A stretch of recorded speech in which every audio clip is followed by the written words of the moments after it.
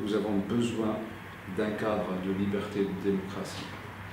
Ce qu'il visait vraiment dans les 5 à 10 ans à venir par Ennahda, et pour être plus précis, par une très bonne partie d'Ennahda de ces cadres, c'est vraiment qu'on arrive à avoir un cadre de liberté et de démocratie. Ça, c'est vraiment un choix stratégique fondamental. Alors, pourquoi? Parce que c'est vraiment nous avons vécu à peu près une vingtaine d'années où nous avons bien comprendre dans notre chair et dans nos familles qu'est-ce que ça veut dire un cadre de despotisme et d'autoritarisme. Donc oui, bien sûr, tel ou tel acteur d'Ennahda peut faire ce petit calcul, mais l'option stratégique, c'est que vraiment on a besoin d'installer un cadre de liberté et de démocratie. Parce que c'est dans ce cadre-là que même Ennahda peut évoluer. Elle ne peut pas évoluer dans un autre cadre que celui de la démocratie et de la liberté. Et ça, c'est quelque chose de fondamental. Et bien sûr, sur le parcours, il y a des erreurs. Bien sûr, sur le parcours, il y a des petits profiteurs, etc. Mais l'option stratégique, elle est celle-là. Et elle a été forgée, à mon avis, grâce à une expérience qui a pris beaucoup de temps. Et dans cette expérience, il n'y a pas seulement l'intellectualisation d'un choix. Bien sûr, il y a eu l'intellectualisation d'un choix. Bien sûr, il y a eu la comparaison avec d'autres expériences ici et là, pas seulement islamiques, mais aussi d'autres expériences. Mais il y a aussi ce vécu. Nous sommes une génération, à mon avis, qui a très bien compris quel est le prix de la liberté ou son absence. Ça a été posé dans ces termes, c'est un peu trop tôt, mais en même temps on dit c'est fait, alors qu'est-ce qu'on en fait? Voilà. Franchement, c'est une question qui n'est pas du tout tranchée, tout simplement parce que nous disons nous sommes sérieux par rapport à la question démocratique. Nous restons une force grosso modo du côté révolutionnaire. Nous investissons sérieusement à la question de la démocratie. Donc avoir été à cet endroit-là, c'est pas mal pour la Tunisie, c'est pas mal pour la transition et c'est pas mal pour nous. Mais la question se repose pour l'avenir. Le trop tôt pour être à cet endroit-là devient quelle est la bonne dose, le bon dosage pour le politique ou la présence politique d'Ennahda dans les prochaines années. C'est vraiment d'être dans un maillage collectif. Avec moi. Ça c'est clair. C'est un maillage collectif. Je crois que c'est beaucoup pour le pays, c'est beaucoup pour Ennahda, c'est beaucoup pour la région. Je crois que la Tunisie mérite, appelle, convoque cette sagesse de la part d'Ennahda. Ce qui est drôle, c'est que vous parlez à chaque fois, je crois que la plupart du temps, vous avez parlé de démocratie, d'état de droit, de liberté, vous parlez de stratégie, pas de principe. Est-ce que c'est une stratégie pour... Non, quand je dis ça, excuse-moi, vous pointez bien les choses, c'est-à-dire que c'est un choix stratégique. Oui, un choix stratégique. Stratégique, je ne parle pas au sens instrumental de la stratégie, c'est-à-dire un choix fondamental. Un choix fondamental de dire que pour la Tunisie, le seul horizon, c'est l'état civil, le Dawla al-Madani. Est-ce qu'il aurait pu y avoir un autre choix stratégique? Ah oui, bien sûr. Dawla al-Islami. Bien sûr. Qui n'est pas une bonne chose pour la Tunisie. Pas une bonne chose pour Ennahda, pour la Tunisie, ça c'est clair. Et je dis ça par rapport à ce qui se dit concernant Ennahda, son projet, caché, camouflé, non dit, etc. Et ce qui se dit aussi par rapport à d'autres partis, ce qui se dit par rapport aux salafistes en Tunisie.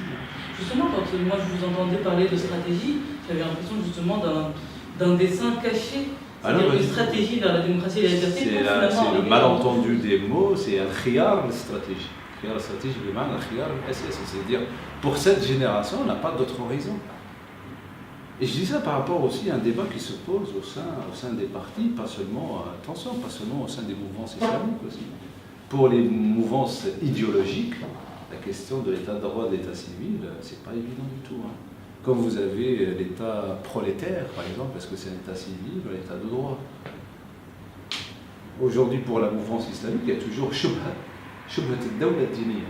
Et quand elle dit, dans le cas, mon choix, c'est vraiment l'état de droit, parce que c'est clair, c'est tranché au niveau de la doctrine, c'est tranché au niveau du projet politique, c'est tranché aussi au niveau du praxis politique.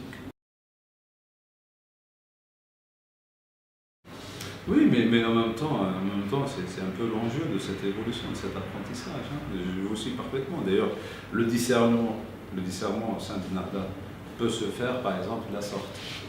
Peut se faire de la sorte, c'est-à-dire quoi? C'est-à-dire que finalement, on peut proposer une version modérée des Narda, hein, qui, petit à petit, à mon avis, prendra ses distances par rapport à une autre version. Mais ça aussi, c'est quelque chose, à mon avis, auquel il faut laisser du temps. Ma pensée, personnellement, c'est que ce n'est pas aujourd'hui, ce n'est pas un problème que d'avoir, entre parenthèses, de l'ultra au Narda. Pourquoi? Parce que le champ conservateur vit des tensions aujourd'hui. Il vit des tensions. Et ça ne sert à rien, à mon avis, aujourd'hui, de lever ce chapeau représentatif quand le champ respectif vit des tensions. Je crois que les gens qui sont très clairs sur ce point-là, pour toutes les familles, ont dit attention aujourd'hui, vu les transformations que vit le chantier ou le champ politico-religieux, j'ai besoin d'un corps qui a la possibilité de tenir toute cette strate-là. Après, à mon avis, dans le processus d'apprentissage, de transformation, il y aurait, à mon avis, des discernements, des discriminations entre, par exemple, des partis conservateurs de droite ultra et un parti qui se recentre plus, à mon avis, vers le centre, sur les questions sociales, sur les questions sociétales, sur les questions socio-économiques. Mais aujourd'hui, je crois que le temps aujourd'hui, c'est un temps où le pays a besoin de grandes familles ramassées, rassemblées, pas émiettées. Le Narda, à mon avis, négocie difficilement un peu ces différentes facettes. Je crois que le Narda a besoin de beaucoup de temps et d'énergie pour digérer un peu cette expérience, parce qu'elle vivait un retour, à mon avis, au champ politique. En même temps, elle vivait en son sein une question de discrimination et de discernement entre le politique et le religieux. Et en même temps, donc, elle se trouve dans une situation où elle avait un pas dans le gouvernement, un pas dans le champ politique et un pas dans le champ religieux. Et je crois qu'à un moment donné, les choses n'ont pas été pas du tout faciles, ça c'est clair.